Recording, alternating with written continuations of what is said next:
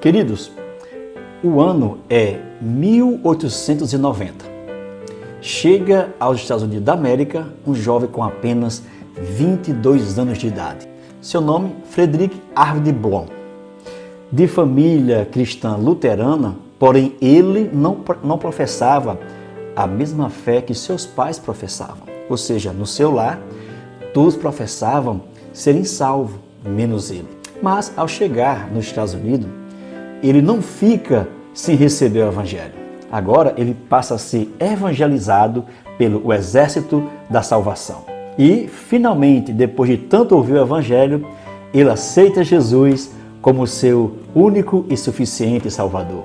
Bem, foi lá no Exército da Salvação que ele conheceu a sua primeira esposa, Lauren Emilia Anderson, uma oficial do Exército da Salvação. Em 1898, eles se casam e, infelizmente, 2 anos depois do seu casamento, a sua esposa ela morre.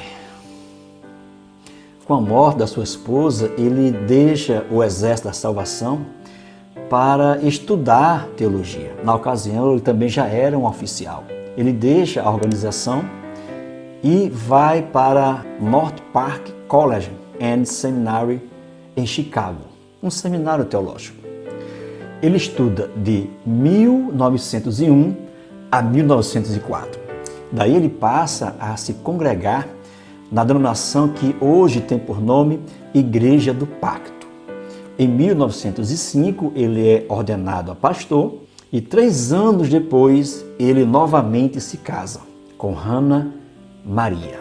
Mas o tempo passa e com o tempo também vai passando o fervor espiritual de Blom, como também o fervor dele pela vida ministerial. E o motivo pela qual ele entra na frieza espiritual, ministerial, é que agora Blom passou a ter no seu ciclo de amizade pessoas que eram militantes do movimento comunista, ou seja, os seus novos amigos agora eram militantes comunistas. E os seus novos amigos o influenciam a se associar ao Partido Comunista. E em 1915, por influência dos seus amigos militantes comunistas, ele abandona a fé, abandona o pastorado. Sua vida muda, a sua rotina muda, novos hábitos começam a entrar na sua vida, entrar no seu lar. Ele passa a frequentar bares nas noitadas, se embriagando.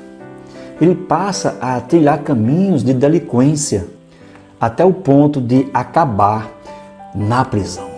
Ele desceu ao fundo do poço, se tornou uma pessoa amargurada, revoltada.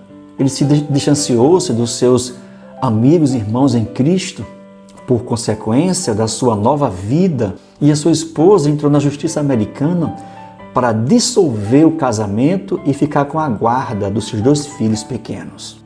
Afastado de Deus, lá na prisão, sozinho e já arrependido dos seus erros, do caminho que tinha trilhado, Blom passa a buscar a Deus novamente e encontrou novamente o amor imensurável de Deus, a fonte transbordante, mais profunda que o mar.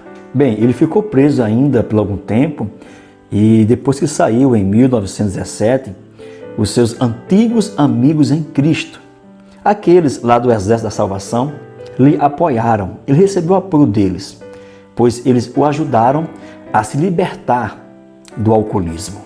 E pouco tempo depois que ele deixa a prisão, apesar do apreço que tinha pelos irmãos do Exército da Salvação, Blom passou a servir a Deus na Igreja Congregacional Sueca da Pensilvânia, dos Estados Unidos, onde viveu uma vida humilde e novamente tornou-se pastor. Era Deus mostrando a ele que onde abundou o pecado, superabundou a graça de Deus. Ainda no ano 1917, ele compõe um hino, cujo tema é He the Pearly Gates Will Open, que a tradução é Ele, os portões celestiais, abrirá, que é o nosso hino a fonte transbordante, que fala como Deus lhe abriu a porta e lhe reconciliou. Blom ainda escreveu outros hinos. 6 hinos ele escreveu antes de se desviar. E um desses hinos, desses 6 hinos que ele escreveu, virou tema de um filme sueco. Outro fato interessante é que uma banda de rock sueca se apropriou do hino A Fonte Transbordante e gravou no estilo heavy metal.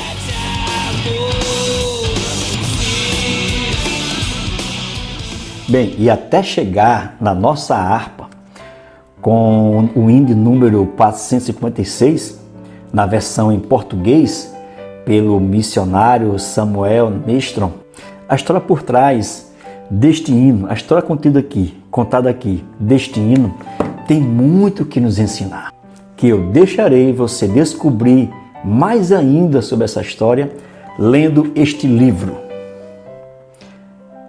História dos Hinos que Amamos, por Silas Daniel. Depois que você entender, ler, aprender a história e contexto de cada hino que aqui está contando, você nunca mais louvará o Senhor com os hinos da harpa de uma forma simples e natural. Mas agora você louvará o Senhor, tendo entendimento do contexto e sendo mais ainda edificado e tendo a fé elevada, fortalecida. A nossa intenção aqui é demonstrar um pouco da história de um homem que experimentou a graça de Deus em um momento em que ele desceu ao fundo do poço e só a graça de Deus foi capaz de lhe resgatar do seu terrível estado que ele vivia. Com essa história, nós aprendemos. Não importa a profundidade que o mais vil pecador desça no seu estágio pecaminoso. A graça de Deus é poderosa para o alcançar, por mais profundo que seja o poço do pecado. A graça de Deus vai lá e resgata o homem. Pois, como está escrito nas Santas Sagradas Escrituras, escrita pelo apóstolo Paulo aos Romanos, capítulo 5, e no verso 20, a parte final, que diz: onde abundou o pecado, superabundou a graça de Deus. Que o Senhor vos abençoe e até a próxima história dos hinos que amamos.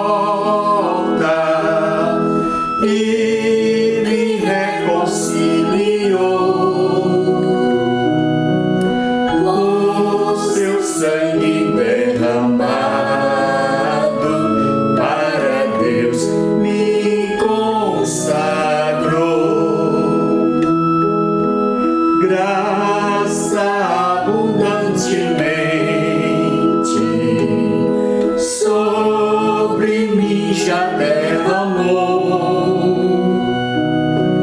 Onde abundou o pecado, graça superabundou.